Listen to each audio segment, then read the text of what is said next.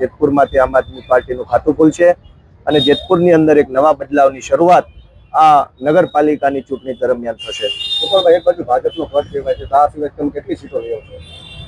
ભાજપનો ગઢ હશે તો ભાજપના ગઢની સરકારી શાળાની હાલત કેવી છે?